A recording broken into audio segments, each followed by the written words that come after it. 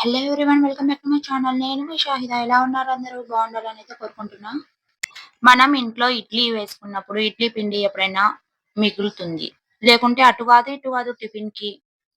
అలాంటప్పుడు ఏం చేయాలి? ఇలా పునుగులు వేసుకోండి ఇడ్లీ పిండితో మస్తుగుంటుంది. ఇలా కొంచెం ఉన్న ఇడ్లీ పిండిలో కాస్త మైదా పిండి వేసుకోవచ్చు. లేకుంటే గోధుమ పిండి వేసుకోవచ్చు. ఆప్షనల్ మీదే. మీ ఇంట్లో ఎంతమంది ఉన్నారో అంతమందికి సరిపోయేలా ఇలా పిండి యాడ్ చేసుకోండి జల్లించుకొని. దాంట్లో కాస్త సన్నగా తరిగిన పచ్చిమిర్చి, సన్నగా తరుక్కున్న ఆనియన్స్, అలాగే కొంచెం కొత్తిమీర, రుచికి సరిపడా ఉప్పు. ఆనియన్స్, పచ్చిమిర్చి మీ టేస్ట్‌కు తగ్గట్టు ఏసుకోవచ్చండి. పిల్లలు బాగా తింటారంటే ఎక్కువగా ఏసుకోండి. లేదు ఏరేసి పారేస్తారనుకుంటే కొంచెం తక్కువగా వేసుకోండి.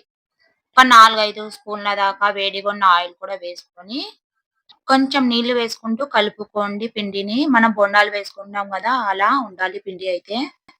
పిండి అయితే ఇలా ఉండాలి. పునుగులు వేసుకోవడానికి వీలుగా. ఇప్పుడైతే ఆయిల్ పెట్టుకుందాం. ఆయిల్ హీట్ అయినాక పునుగుల్ని వేసుకుందాం. ఇవైతే చాలా టేస్టీగా ఉంటాయి. పిల్లలు కూడా బాగా ఇష్టంగా తింటారు. ఒకసారైతే ట్రై చేసి చూసేయండి. మీకెలా అనిపించిందో కామెంట్ చేసి చెప్పడం మాత్రం మర్చిపోవద్దు. అలాగే మన ఛానల్‌ని ఎవరైనా ఫస్ట్ టైమ్ చూస్తున్న పాటైతే సబ్స్క్రైబ్ చేసుకోండి. ఇలా పునుగులు ఆయిల్‌లో ఎన్ని పడితే అన్ని వేసేసుకోండి చిన్న చిన్నగా.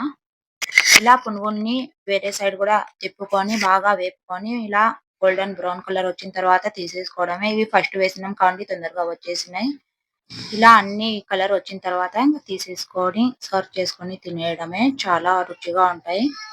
అలాగే తక్కువ టైంలో కూడా చేసేసుకోవచ్చు. బ్రేక్‌ఫాస్ట్ అయితే రెడీ అండి మాకు ఈరోజు. ఇంతకుముందు షార్ట్ వీడియోలో ఇడ్లీతో ఉప్మా ఎలా చేయాలో చూపించిన. ఒకవేళ ఇంట్రెస్ట్ ఉంటే ఆ వీడియో కూడా ఒకసారి చూసేయండి. షార్ట్స్‌లో ఉంటుంది. టేస్ట్ అయితే సూపర్‌గా ఉన్నాయి. వీడియో నచ్చితే ఒక లైక్ చేయండి. నెక్స్ట్ వీడియోలో కలుద్దాం. నేను మీ షాహిదా.